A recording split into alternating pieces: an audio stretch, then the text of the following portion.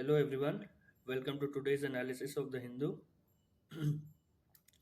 आज का जो हेडलाइन है वो तो मोदी जी का फोटो है। Bihar leader Nitin Naveen is new BJP working president. 11 dead as gunman fire on Jewish event in Sydney. एक टर्म है इसमें एंटी सेमिटिज्म, बस वो आप लोग ध्यान में रखिएगा कि एंटी सेमिटिज्म होता है जो बेसिकली एंटी ज्यूज जो थिंकिंग है उसको एंटी सेमिटिज्म बोलते हैं। जो हिटलर कर रहा था वो एंटी सेमिटिज्म था। Bill likely soon to rejig higher education, इसमें एक ये लोग बिल ला रहे हैं। विकसित भारत शिक्षा अधिष्ठान बिल, अब विकसित भारत हो गया है। ये देखिए, Delhi chokes on toxic smog, air quality panel flags recurring negligence, high dust levels.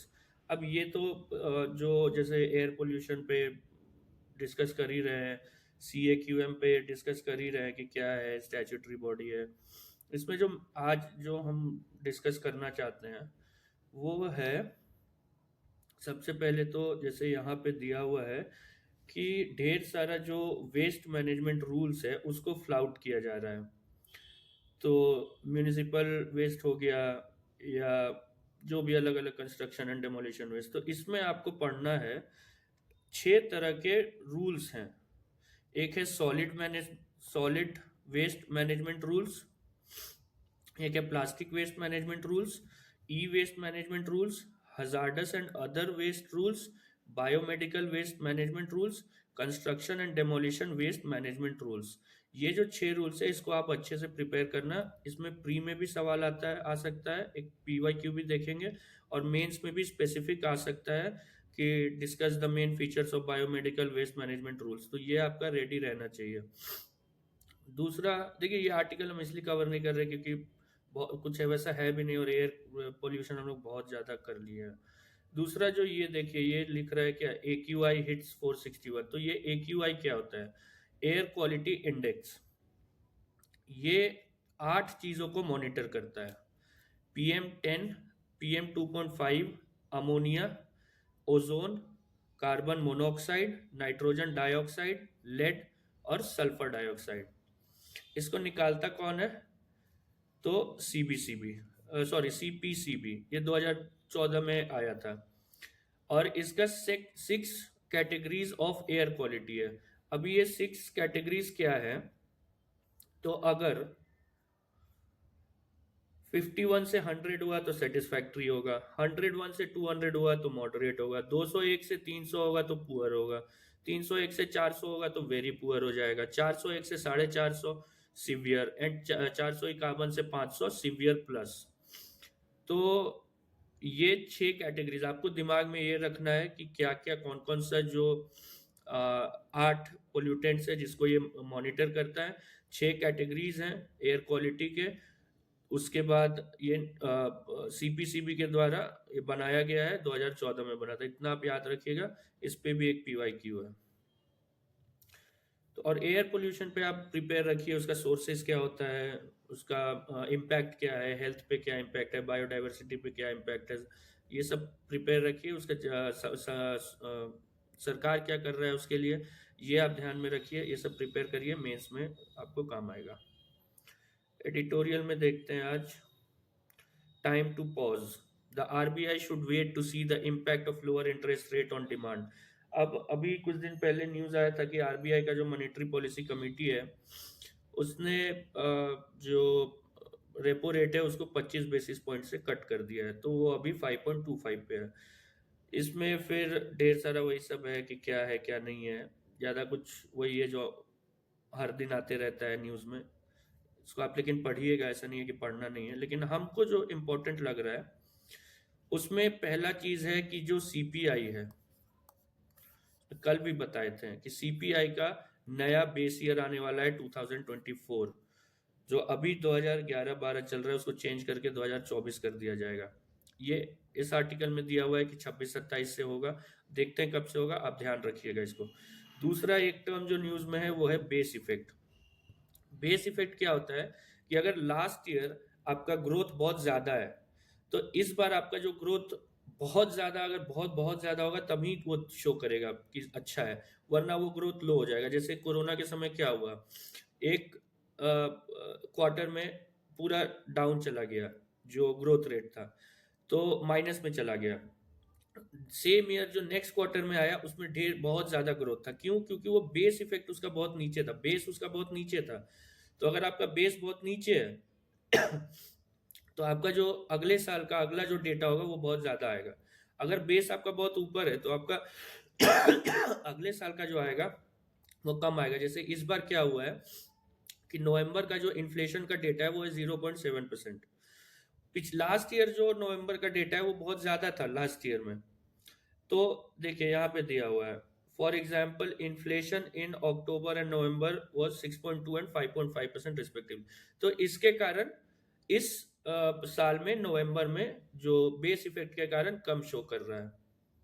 ये आर्ग्यूमेंट भी है इस आर्टिकल में। तो आप दो चीज ध्यान रखिएगा कि बेस ईयर नया होने वाला है और बेस इफेक्ट क्या होता है। An anomaly the centre must make burnt area estimate of stubble public. अभी कुछ दिन पहले न्यूज में आया था कि जो सरकार है वो बोल रही है कि जो फॉरेस्ट ये बर्न्ट एरिया स्टबल बर्निंग का जो इंसिडेंट्स है वो कम हो गया है 90 बाय अबाउट 90%। तो किसी प्राइवेट फर्म ने बोला कि यार ये तो गलत है, क्योंकि जो बर्न्ट एरिया है वो तो केवल 30% से कमा है।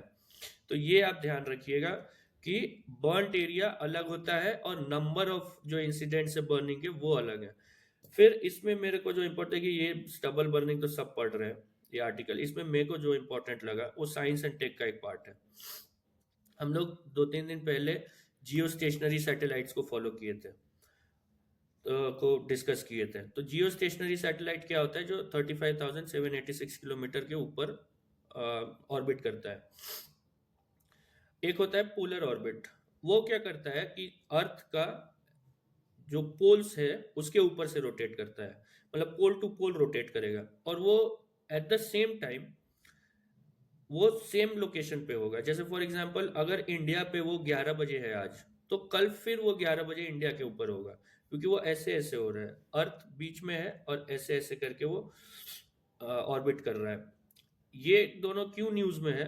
क्योंकि सरकार ने जो किया, जब अपना वो जो बोला कि 90% कम हो गया, वो पोलर ऑर्बिट यूज किया।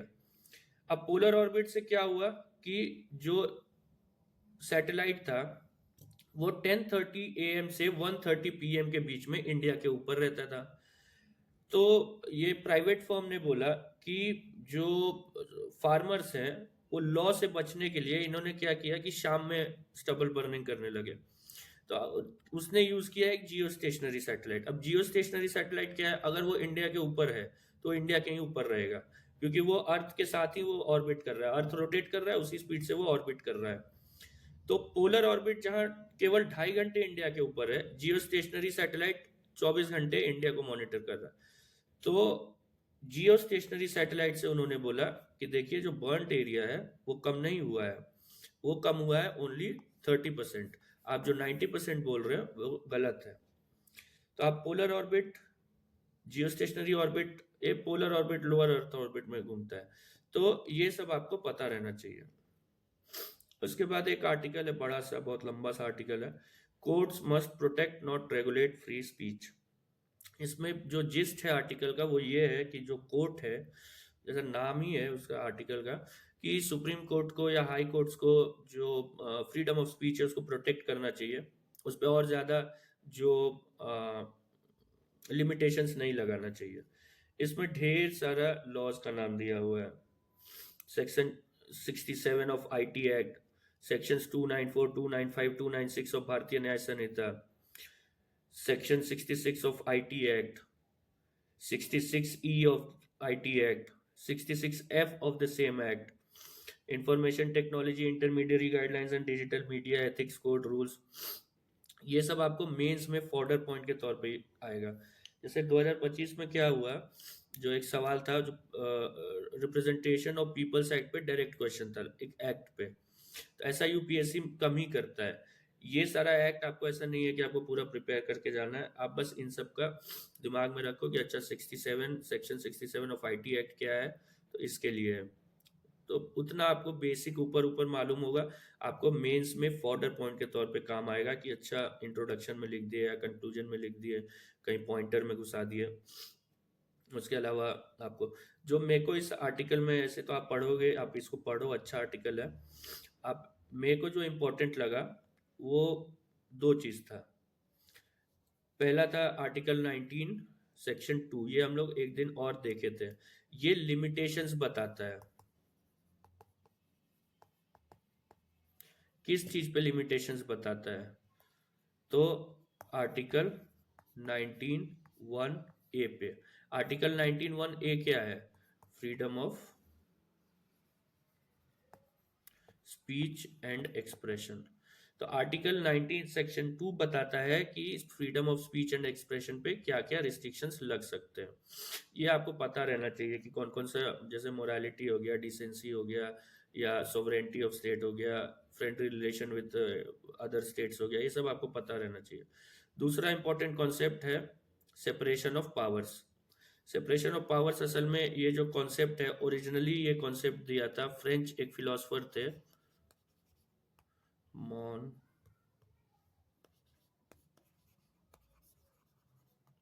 मॉन्टेस्क्यू, फ्रेंच रेवोल्यूशन के पहले। अभी इंडिया में जो है, जैसे अमेरिका हो गया, अमेरिका एक extreme form of separation of powers है। उसमें जो 3 ऑर्गन्स ऑफ गवर्नमेंट है, एग्जीक्यूटिव, जुडिशरी और लेजिस्लेचर, वो ओवरलैप बिल्कुल नहीं करते हैं। लेकिन इंडिया में लिमिटेड है सेपरेशन ऑफ पावर। जो एग्जीक्यूटिव होते हैं वो लेजिस्लेचर से ड्रॉन होते हैं। तो सेपरेशन ऑफ पावर पे यूपीएससी प्री में भी पूछ सकता है, मेंस में भी पूछ सकता है। यूपीएससी को अभी आदत हो गया है कि ऐसे कॉन्सेप्ट्स को लेके वन लाइनर पूछने का। क्या लिबर्टी क्या है, what do you understand by liberty, what is constitution, what is state, तो कुछ वो पूछ सकता है प्री में भी। तो उसके लिए आप तैयार रहना, ये आर्टिकल आप पढ़ना, अच्छा है। The right moment to boost India Ethiopia ties, हम इसको, ठीक है, इंडिया इथियोपिया पे लिखे हैं, ये जो है, जो जिन्होंने लिखा है वो फॉर्मर एम्बेसडर टू इथियोपिया है। अब पढ़ना इस आर्टिकल को, इस पे हम कुछ वो नहीं किया। A people led climate intelligence movement, ये वाला जो है, इसमें जो है मेन टर्म वो है MRV, मॉनिटरिंग रिपोर्टिंग वेरिफिकेशन। ये बेसिकली क्या कह रहा है कि आपका जो एनवायरमेंटल प्रोटेक्शन है उसके लिए आपको MRV यूज करना है, मॉनिटरिंग रिपोर्टिंग वेरिफिकेशन। उसी में एक कम्युनिटी बेस्ड MRV है जो तमिलनाडु में हुआ है, तमिलनाडु उसका केस स्टडी दिया हुआ है, वो पूरे आर्टिकल में वही है। तो इस आर्टिकल को आप पढ़ना, और जो जो तमिलनाडु वाला दिया हुआ है वो आपको एग्जाम्पल के तौर पे यूज होगा कि क्या क्या कम्युनिटी बेस्ड अगर कोई क्वेश्चन आता है एनवायरमेंटल प्रोटेक्शन पे तो आप उसको यूज कर सकते हो। मेरे को जो लग रहा है कि आपको जो प्रिपेयर करना चाहिए वो है COP 30, इसके अलावा COP 29 और COP 28। ये दोनों क्यों प्रिपेयर करें? क्योंकि आप अगर 2025 का सवाल देखोगे यूपीएससी का प्रीलिम्स का, तो उसमें COP 28 पूछा है। लास्ट ईयर हुआ तो था 29, लेकिन 28 पे भी सवाल पूछा है। ठीक है, आप 28 मत प्रिपेयर करो, लेकिन 29 तो आपको बिल्कुल प्रिपेयर करना चाहिए। दूसरा एक टर्म है NDC। तो ये आपको पता रहना चाहिए कि कंट्रीज पेरिस एग्रीमेंट के अंडर खुद अपना टारगेट सेट करते हैं कि हम लोग ये करने वाले हैं, इतना रिड्यूस करेंगे। इंडिया का अपना NDC है, वो भी हम लोग देख चुके हैं कि कार्बन सिंक और बनाएंगे, 50% जो एनर्जी है वो renewable non fossil fuel sources से बनाएंगे। तो इंडिया का अपना NDC है, उसका फिर स्टॉक टेक होता है, वो सब आपको टर्म्स याद रहने चाहिए। और एक टर्म है जस्ट ट्रांजिशन। जस्ट ट्रांजिशन क्या होता है कि जब आप, फॉर एग्जांपल, आपका एक थर्मल पावर प्लांट है और आप उसको हटा करके आप अब बना रहे हो सोलर पावर प्लांट, तो जस्ट ट्रांजिशन के हिसाब से ये होना चाहिए कि जो थर्मल पावर प्लांट्स के जो वर्कर्स हैं उनको भी एम्प्लॉयमेंट मिले, वो पीछे ना छूट जाए। मतलब जो अभी पोल्यूटिंग इंडस्ट्रीज में इन्वॉल्व हैं उन पे असर ना पड़े क्लाइमेट ट्रांजिशन के कारण। मतलब आप अगर क्लाइमेट को प्रोटेक्ट करना चाह रहे हैं तो ऐसे लोग को हार्म ना हो जो उसमें लगे हुए हैं, उस उन चीज़ों में जो क्लाइमेट को हार्म कर रहे हैं, वो होता है जस्ट ट्रांजिशन। इसमें COP30 पे कुछ है, देखिए ये बस लिस्ट है, इस पे आपको प्रिपेयर करना पड़ेगा। COP30 में क्या क्या हुआ है, एक है बेलेम, बेलेम में ही हुआ है ब्राजील में। बेलेम पैकेज है, उसमें कुछ 29 डिसीजन है, आपको 29 डिसीजन नहीं पढ़ना है, आप बस पढ़ो कि बेलेम पैकेज किस चीज़ से रिलेटेड है। उसके बाद एक ग्लोबल मोटिराव एग्रीमेंट है, बेलेम ट्रांजिशन मैकेनिज्म है, ये जस्ट ट्रांजिशन के ऊपर है, for just transition. Global implementation tracker है कि जो पेरिस एग्रीमेंट का जो हमने टारगेट सेट किया है वो हम लोग कितना इम्प्लीमेंट कर पा रहे हैं। ग्लोबल गोल ऑन एडेप्टेशन है, एडेप्टेशन के ऊपर क्या चल रहा है।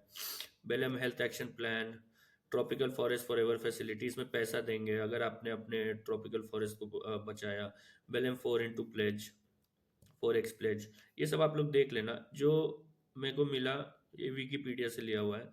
जो 3 मेन चीज़ है, पहला है कि जो क्लाइमेट एडेप्टेशन फाइनेंस है उसको 3 गुना करेंगे 2035 तक। दूसरा जस्ट ट्रांजिशन का मैकेनिज्म, और तीसरा adoption of 59 global indicators, sorry 59 नहीं होगा 29 होगा, ट्रैकिंग एडेप्टेशन प्रोग्रेस।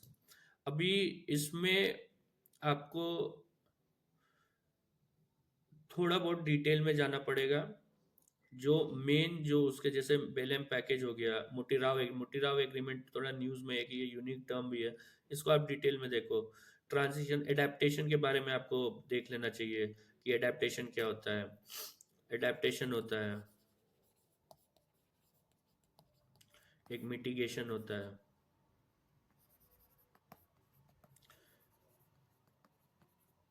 तो ये जो टर्म्स हैं, जस्ट ट्रांजिशन, एडेप्टेशन क्या होता है, मिटिगेशन क्या होता है, ये सब आपको पता रहना चाहिए। COP30 आपको अच्छे से प्रिपेयर रहना चाहिए। और COP29 जो बाकू में हुआ था अजरबैजान में, वो भी आप देख लेना। एटलीस्ट ऊपर ऊपर तो देख के ही जाना कि हाँ क्या है क्या नहीं है उसमें। उसके बाद COP30 अच्छे से प्रिपेयर करना। इसके बाद जो नीचे में आर्टिकल है ना, मीथेन के ऊपर है।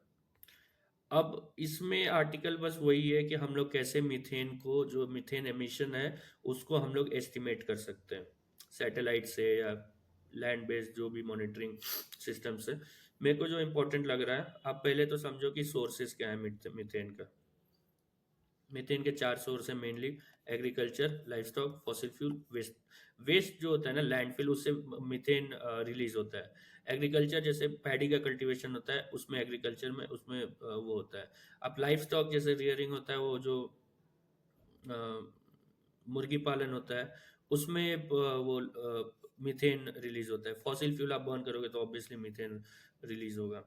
एक बहुत पुराना है COP26 का, 2021 में हुआ था, ग्लोबल मीथेन प्लेज। ये था कि 30% मीथेन एमिशन रिड्यूस करेंगे बाय 2030। पता नहीं इसका अचीवमेंट क्या है, लेकिन कहीं आंसर में अगर मीथेन पे कुछ आता है तो आप इसको एज एन एग्जाम्पल आप यूज कर सकते हो, इसलिए हम बता दिए। उसके बाद why are OBC list in Bengal being scrutinised.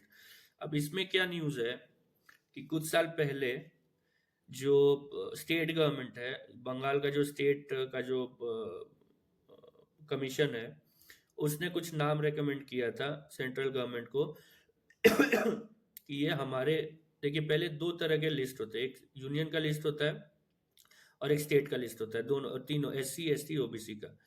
तो स्टेट वालों ने तो, बंगाल का जो है कमीशन, उसने बोला कि भाई हमारे तो स्टेट लिस्ट में तो ये OBC हैं, तो आप सेंट्रल लिस्ट में भी OBC डाल दो इनको। तो उन्होंने इंक्लूड कर लिया, अब बोल रहे हैं कि उनको हम हटाएंगे। तो उसमें कुछ है कि जो 37 कम्युनिटीज़ है उसमें 35 मुस्लिम्स है और उन्हीं को हटाया जा रहा है। तो ये तो कंट्रोवर्सी है, इसमें आपको नहीं घुसना है कि क्या है क्या नहीं है। आप देख लेना कि आर्टिकल एक बार पढ़ लेना। और एक चीज़ आप हमेशा याद रखना, UPSC पूछते रहता है कि जो OBC टर्म है ये कॉन्स्टिट्यूशन में यूज नहीं किया गया है। कॉन्स्टिट्यूशन यूज करता है socially and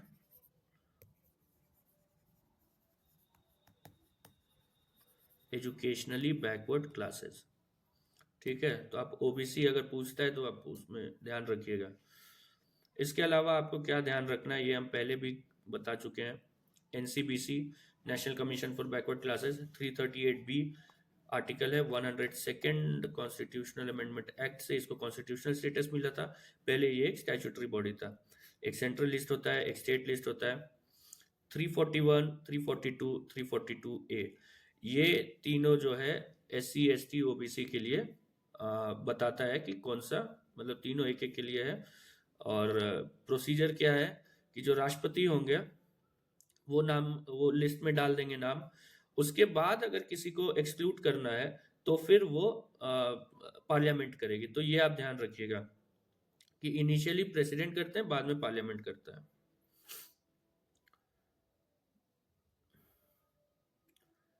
why was Elon Musk एक, अब जो EU है उसने $140 मिलियन का इस पे फाइन लगा दिया है, बोल के कि आप कुछ कुछ कुछ कुछ वो कर रहे हो, वायलेट कर रहे हो। सबसे ज्यादा जो वायलेशन है वो है ब्लू चेक मार्क का। पहले जब ये ट्विटर था तब आपको अगर ब्लू चेक मार्क, वो जो टिक रहता है, वो अगर आपको चाहिए तो आपका कुछ बैकग्राउंड चेक होता था, प्रोफाइल को, ये वो। इलॉन मस्क आए, बोले कि अब हम बेचेंगे इसको, तो बहुत सारे फ्रॉड लोग भी उसको खरीदने लगे। या आर्टिकल में दिया हुआ है कि एक तालिबान का बंदे के पास भी ब्लू टिक था। तो इसके कारण, और एक डिजिटल सर्विसेज एक्ट है EU का, वो सबको लेकर के इसने $140 मिलियन का फाइन लगा दिया। अब इलॉन मस्क अपना जो एक्स पे अकाउंट है उससे बैठ करके EU को गाली दे रहा है कि EU को डिसॉल्व कर दो, ये कर दो, वो कर दो।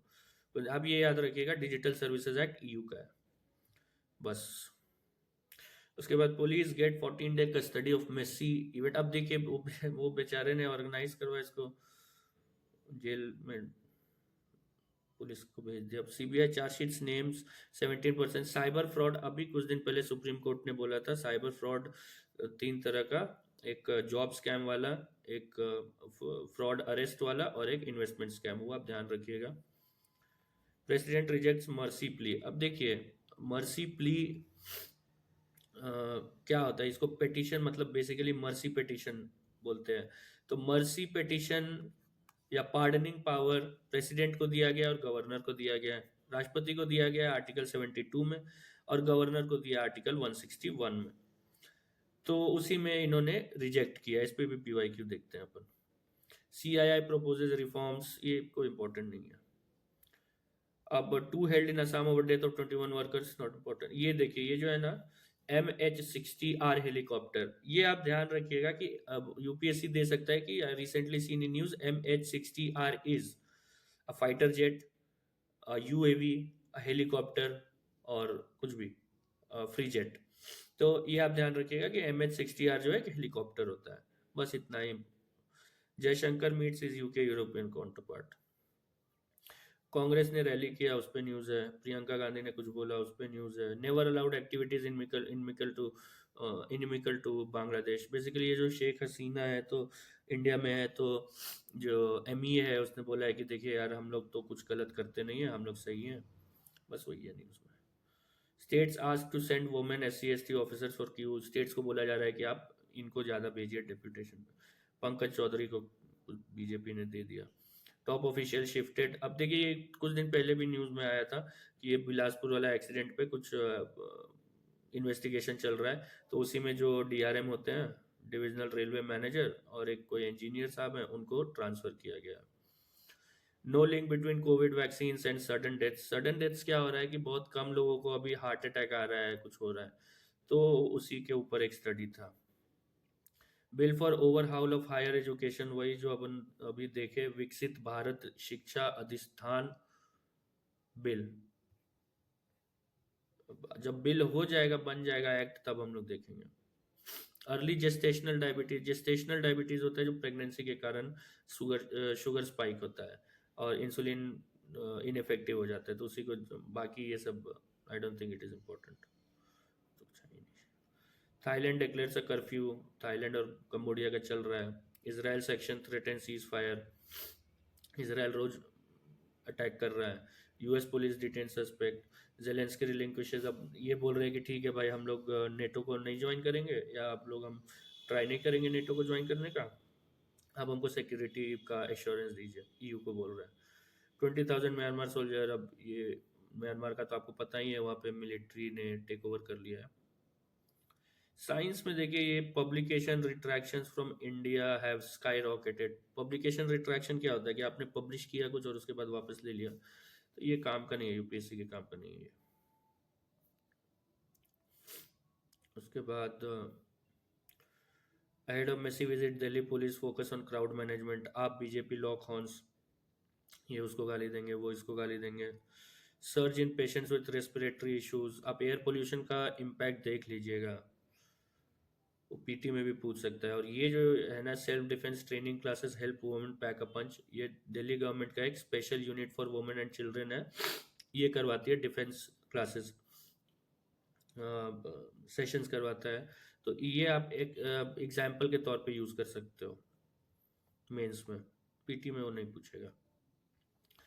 ये एलडीएफ हार गई तो उसके ऊपर है। कांग्रेस अकालीज एक्यूज आप ऑफ रिगिंग, देखिए सब एक दूसरे को ही गाली दे, जो हारता है वो गाली देने लगता है। BJP Manipur MLAs meet in Delhi, MP minister Vijay Shah, Fadnavis. ये क्या हुआ था कि कुछ लोगों को वो स्मगल करके ले गए थे और उसके बाद उनसे साइबर फ्रॉड और ये सब में काम करवा रहे थे, तो उसी के ऊपर है। माई राइट्स नॉट प्रोटेक्टेड, जो एक्टर थी जिनका सेक्सुअल असॉल्ट हुआ था उनका स्टेटमेंट है केरला में, जिसमें दिलीप छूट गए थे। Actor assault court questions, Karnataka sets time limit to mitigate disaster losses. देखिए आपको डिजास्टर मैनेजमेंट सब वाला जो पार्ट है वो, क्योंकि डिजास्टर मैनेजमेंट से एक 10 मार्कर और एक 15 मार्कर आता ही है, तो आप डिजास्टर मैनेजमेंट को अच्छे से तैयार करके जाइएगा। केरला गवर्नर से there is judicial overreach, अब ये टर्म आपको दिमाग में रहना चाहिए, judicial overreach. Judicial overreach कहते हैं जब जुडिशरी, लेजिस्लेचर और एग्जीक्यूटिव का जो बाउंड्री सेट है उसको ब्रीच करने लगे। तो ये इसमें जो आप देखिएगा तो एक होता है जुडिशियल एक्टिविज्म, इसी में एक टर्म आता है PIL, और फिर आता है जुडिशियल ओवररीच। ये आपको पता रहना चाहिए, जुडिशियल एक्टिविज्म, ओवररीच जो है ये सब, इसका वाई कि क्यों होता है, इसका चैलेंजेस कि इससे क्या कॉन्स्टिट्यूशनल जो डिवीजन ऑफ पावर है, सेपरेशन ऑफ पावर है, डिवीजन ऑफ पावर नहीं, वो उसको कैसे असर पड़ता है, वे फॉरवर्ड आपको पता होना चाहिए कि क्या कर सकते हैं। अब ऐसा बात बोल रहे हैं कि भाई जुडिशरी में ऑलरेडी इतना पेंडेंसी है और आप ऐसे केसेस देख रहे हो जिसमें आपका एक्सपर्टीज ही नहीं है, तो वो मैटर है। अब जैसे चीता introduction plan, supreme court monitor कर रहा है उसको, क्यों यार, तुम्हारा काम ही नहीं है वो। Congress continues winning streak, Goa Titans news on illegal. तो अभी देखते हैं अपन, PYQ देखते हैं आज का। देखिए पार्डनिंग पावर पे एक क्वेश्चन है, consider the following statements with regard to pardoning power of president, मतलब article 72। The exercise of this power by president can be subjected to limited judicial review.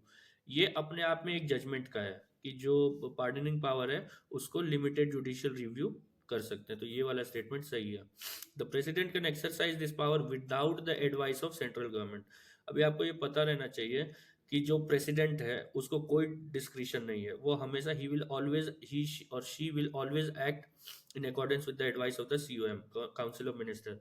लेकिन गवर्नर को कुछ डिस्क्रिशनरी पावर्स होते हैं, जैसे अगर सरकार गिर गई है स्टेट में, तो नया गवर्नमेंट किसको बनाना है, CM किसको बनाना है। हाँ, इनको कुछ सिचुएशनल वो भी होता है, जैसे अगर कोई मेजोरिटी नहीं है तो आप किसी को बोल सकते हो कि ठीक है आप ट्राई करो सरकार बनाने का। अदरवाइज ये जो है they can never act without the advice of the central government, so this statement is wrong and answer will be only one. अभी देखिए NCBC से एक सवाल था सिंपल सा, consider the following organisations bodies. The NCBC national commission for backward classes, NHRC national human rights commission, national law commission, national consumer dispute redressal commission. इसमें पूछ रहा है कि how many of the above are constitutional bodies, तो ये तीनों नहीं है, ओनली NCBC है, तो आंसर होगा ओनली वन। उसके बाद पूछ रहा है, देखिए AQI पे डायरेक्ट सवाल है कि in the cities of our country which among the following atmospheric gases are normally considered in calculating the value of AQI। अब ये सवाल मेरे को बहुत सिंपल लगा, क्यों? क्योंकि इसमें ऑप्शन वन देखिए, ये कार्बन डाइऑक्साइड दिया हुआ है। कार्बन डाइऑक्साइड पॉल्यूटेंट नहीं है, ये GHG है, ग्रीन हाउस गैस है। तो आप अगर देखेंगे तो वन यहाँ भी है, वन यहाँ भी है, वन यहाँ भी है, तो आपका ऑप्शन ओनली बी बचता है। तो इस तरह से भी आप देख सकते हो। ऐसे वहाँ एग्जाम में ऐसे दिमाग नहीं चलता है, वहाँ पे बहुत प्रेशर रहता है। इन इंडिया एक्सटेंडेड प्रोड्यूसर, वो जो हम छह आपको रूल्स बताए थे उसमें एक्सटेंडेड प्रोड्यूसर रिस्पॉन्सिबिलिटी के बारे में पूछा था, was introduced as an important feature in which of the following. तो इसका आंसर होगा C, the e waste management and handling rules 2011। तो अब जब भी कोई टॉपिक पढ़िए आप उसमें PYQ ढूंढिए, आप किताब रखिए। ये वाला दिशा पब्लिकेशन से लिया हुआ है सारे फोटोज। तो आप PYQ पे ध्यान दीजिए। बहुत दिन से हम बोले नहीं है, ये बात फिर से दोहरा रहे हैं, केवल वीडियो देखने से नहीं होगा, आपको जो आर्टिकल्स हैं उसको खुद से पढ़ना पड़ेगा, खुद से समझना पड़ेगा, तभी आपको फायदा होगा। तो आपको अगर कोई डाउट हो तो मेरा मेल रहता है, उस पर आप मेल कर सकते हो। बाकी ठीक है, थैंक यू।